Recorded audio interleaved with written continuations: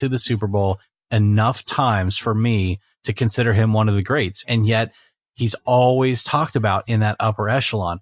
So you've got Devontae Adams, you've got Geronimo Allison, you've got some other guys rotating through wide receivers 2 and 3.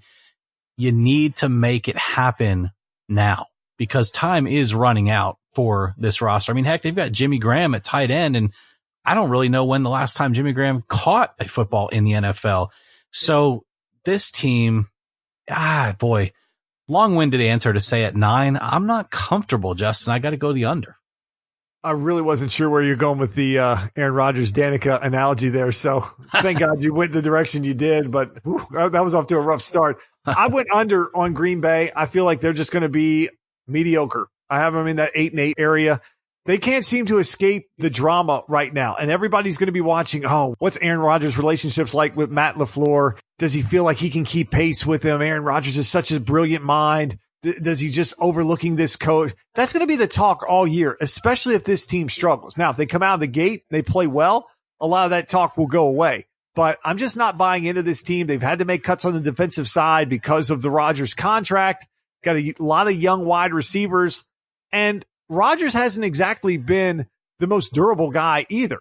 So that has to factor in when you're starting to look at this stuff as, can you trust that quarterback's going to be out there for all 16? I'm not completely sold on that. So I've got them under as well. Let's take it to Minnesota. The Vikings had a ton of expectations on them last year after they went out and gave Kirk Cousins a fully guaranteed 3-year deal. Didn't really work out for them last year. This year, Vegas comes back. They have the number set at 9. So where do you like the Vikings to fall this year? I'm going to keep this one a bit more short and sweet because this was the second team I just mentioned where the quarterback needs to piss or get off the pot. And I think this one pisses. I think this one takes it to the next level. Only analysis you get here on Talkback. Hey, this is a fan's point of view. I didn't go to school for journalism, but no, I mean, I think Kirk Cousins understands the position he's in. I think he understands that he's got Stephon Diggs and Adam Thielen, probably the best 2 wide receiver combo in the league. And now you could argue that there's some others, but with AB and Juju broken up, I think this is one of the strongest wide receiver duos in the league. Dalvin Cook has shown a lot of promise in the preseason, and you still have Kyle Rudolph, who's a tough tight end. Look, up and down that offense, they have the weapons there for Kirk Cousins. There's no excuses left. If they don't go over 9, it's a complete failure. I got to take the over. Well, I think it's going to be a complete failure then on mine because I have them at 8-8 again. I just think when I looked at the schedule, it just felt like a lot of just herky-jerky type games where they're just going to be flirting with 500 all year. They open with Atlanta, then they have Green Bay, then they get a break with the Raiders, then they come back with the Bears, get a break with the Giants, then it's Eagles, then they get a break with the Lions, then it's Redskins, Chiefs, Cowboys, Denver, Seattle, back to the Lions, Chargers, Packers, Bears. It's just hard to sit there and say that they're going to have 9 or 10 for me just based on the schedule. Now, we're looking at that now. You have no idea how injuries, weather, all these different factors play in, but it's just a tough schedule. The NFC is tough in its own right. And when you catch a division like the AFC West, where you're going to play 2 of the best teams in the AFC and the Chargers and Chiefs, hard to find wins there as well. So I just like them at 8-8 this year under the 9. So final team in the NFC North, the team that surprised everyone last year, the Chicago Bears. But Vegas, not that high on the Bears. They have them as well at 9 here, Eric. So what do you like with Chicago? And are you surprised that the line is 9? Well, actually, what impresses me the most, Justin, is that Vegas can't decide which one of 3 teams in this division wins more than 9 games. I mean, either pick a loser or pick a winner. Come on, Vegas, get over it. But at the end of the day, I think the Bears are under the 9. I think this is one of the teams, to me, that falls back into mediocrity while the Vikings gain a little bit. Mitchell Trubisky did what I thought he would do last year, which was to have a nice year. I mean, he impressed a lot of people. We don't know what David Montgomery is going to be like. I think there's a lot of promise there.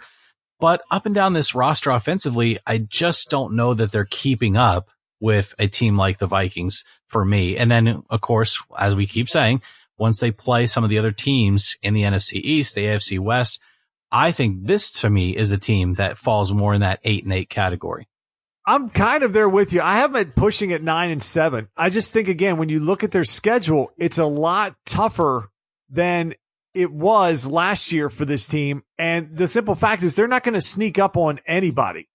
And they've never fixed the kicking game either. That's another problem. Maybe they should call Carly Lloyd at this point. Maybe they're the team that reached out because, again, that's an issue for this team that's going to play a pace where they're going to use their defense, try to keep and grind it out. But last year they snuck up on everybody. Were able to get to 12-4. I just don't see that happening. They also lost Vic Fangio, and he took some of the defensive assistants to Denver with him.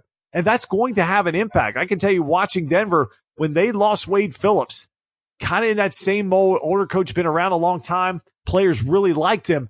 Their defense was never the same, and they had almost the exact same roster of guys. So I think that, to me, factors in a little bit as well. If that defense loses some of its swagger and they don't play as well and they're not scheming it up the same way, that's going to affect this team. So I've downgraded them. I've got them pushing at 9-7. I still like them to win the division, but I think it's going to be a lot closer race this year than when they ran off last year and the closest team was 8-7 to their 12-4. I don't see that happening this year in the NFC North. Let's go to the NFC South. The Tampa Bay Bucks, they're there again. Vegas has their number set at 6.5. Jameis Winston still the quarterback. Bruce Arians has been brought in to fix Jameis Winston, make him a winner, make this franchise get back to winning or try to win at some point. Have they ever won? But the Bucks, Eric, 6.5 is their over-under number set here. What do you like with Tampa? I'm going to take the under, actually. I don't think there is any fix to Jameis Winston. I think he's got a nice weapon at tight end in O.J. Howard. And the shame of this team is that Mike Evans will probably never have reached his potential as a receiver in the NFL for as big and strong and fast as he is because of all of the years he spent with this team, unfortunately. And I just don't think they're strong enough at running back. I don't think they're deep enough at wide receiver. And I just don't believe in Jameis Winston enough. I feel like there's better teams in this division, all three of them, other than the Bucks. So I got to take the under. Yeah, I got to agree with you. I've got him the under as well. Jameis Winston is very much in what we talked about in segment 1 with Andrew Luck. He's a guy that puts up, at times, massive stats for the fantasy community, whether you're playing season long, and especially people that are into daily fantasy, where Jameis will have these monster games, and a lot of it's by his own doing. He gets them behind, bad turnover, quick 3 and out, makes dumb mistakes, throws the ball left-handed, does these things in a game, and then they're down 3-4 touchdowns, and he comes storming back and throws for 450 yards, and everyone thinks, oh, the potential is there, it's there, it's there. Well, yeah, it's a lot easier to throw against prevent defenses when you're up 4 touchdowns or down 4 touchdowns in his side than it is when you're in close games all the time. So I just don't think they're there yet. Mike Evans is a stud. Godwin looks like he's set up for a good year. Running back still a huge question. They got rid of McCoy. That defense wasn't that great last year. So just too many questions on this team for me to, again, figure out where they're going with wins. The NFC South plays the AFC South. Talked about them as a tough division. Last week got a little bit easier with what happened with the Luck situation. And they play the NFC West. Some really good teams there that we'll talk about here in a moment. So I got the Bucks under as well. Let's take it over to Carolina. Vegas has the Panthers set at 7.5. Looks like Cam will be fine. We talked about him last week that he had gotten injured. We found that news out as it was breaking right at the end of the show. Looks like he'll be good to go for week 1.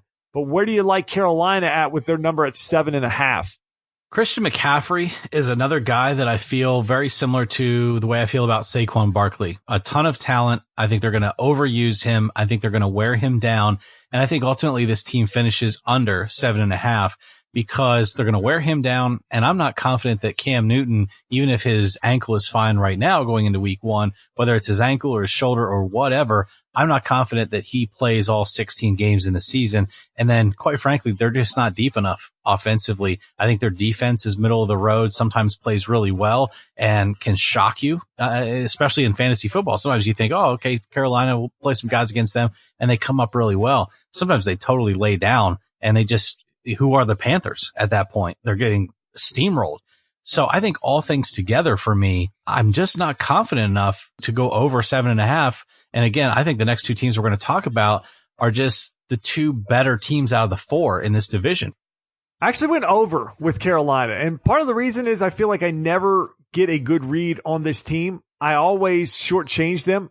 And I just, even last year, it felt like they weren't a very good team. Cam was beat up for the majority of the second half of the season, and they got off to such a good start. They still ended up 7-9. So I have them at 9-7.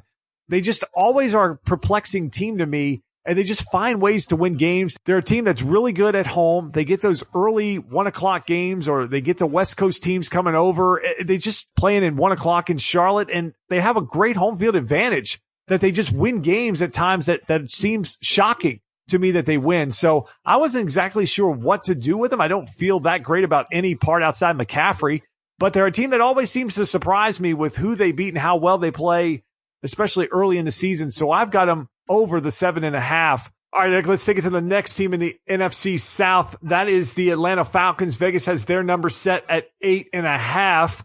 Atlanta was a team with a lot of expectations on them last year, underperformed to those expectations, but they have one of the best offenses, it seems like, in the NFC on paper. So where do you like Atlanta with their number at 8.5? Yeah, I was really surprised to see 8.5 on this one. I actually feel the over is pretty comfortable here. I do believe that Matt Ryan is a statesman. I think he's going to go out and do his job. I think he understands that he's in the twilight of his career, much like Drew Brees, we're going to talk about in a second. So I feel like there's a lot of pressure for these couple of quarterbacks, Tom Brady, Drew Brees, Matt Ryan, guys, Aaron Rodgers, guys like that, who they have a year to 3 years left to really do the damage that they need to do to get deep into the postseason. And then when you surround him with a roster that's centered around Julio Jones, Mohamed Sanu, Calvin Ridley, I mean, you just read all the names, and everybody's high on Austin Hooper. So I just feel like if Devonta Freeman can stay healthy, Matt Ryan can stay healthy, this team isn't much different offensively other than adding a few pieces than they were the time they went to the Super Bowl.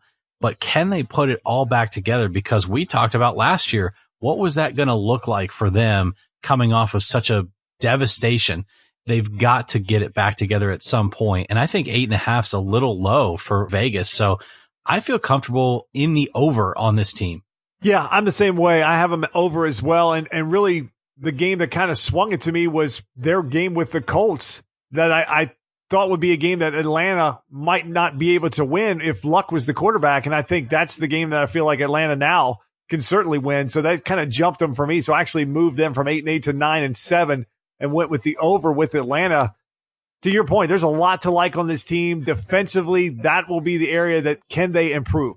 We know that Dan Quinn is coaching for his job. And if they get off to a slow start, he's probably gone. So he has to take a look at this defense. That's his background. He's got to take a bigger role in this defense and getting it fixed up. They've got the offensive coordinator back in Dirk Cutter that had a lot of success with Matt Ryan. I expect the offense to come out and be firing on all cylinders, very fantasy friendly on a lot of different parts of this team, especially a guy like Freeman now that Coleman is gone. If Freeman can stay healthy, he's a guy I really like as well. Final team here in the NFC South, no surprise, it is the New Orleans Saints. Vegas really likes this team, got the over-under set at 10.5. Do you like the Saints as much as Vegas does? I really do, for a couple of reasons. Actually, one of them is because I think Alvin Kamara could be an MVP level candidate in the NFL. I think they've now totally realized what they have in Alvin Kamara. They showed it last year. They showed how valuable he is, but they've got to keep him healthy. And then Michael Thomas, he's fat and happy now with his contract. So I think you have a lot of things going well for the Saints. And then I'm going to talk about their quarterbacks for a second here, because Drew Brees, we know what he's capable of. He's just steady Eddie every year. But when you're looking at a backup like Teddy Bridgewater, who really is a very good quarterback or was going to be a good quarterback, and then secret weapons like Hill, I mean, I just think this offense is going to do some really big things, and they're going to score a lot of points. So I think that's going to be one of their biggest assets this year, is how many points they put up on people. Yeah, I agree. They're so good at home. You just look at this team and think they can go 7-1 at home in their sleep. And then if they can go 4-4 on the road, which I think is doable, they're going to get to 11. That puts them over. So that's where I have them as over. They upgraded the tight end position. So I really like that. They brought Murray in, so they're still not going to ask Kamara to be the bell cow and wear him out. How they've used him and how they've stayed disciplined in their usage of him has been very impressive to keep him healthy and fresh throughout the season, even into the playoffs. And look, this team, if they can get over what happened to them, they have the biggest chip on their shoulder of any team of the 32 in the NFL, right? Of what happened to them and being that close to getting a trip to the Super Bowl. They have to move past that as a team and as an organization and even as a fan base. But all of them have to just be ready to get back to that point. They'd be the best story in the league. And like you said, they still have a great roster as well.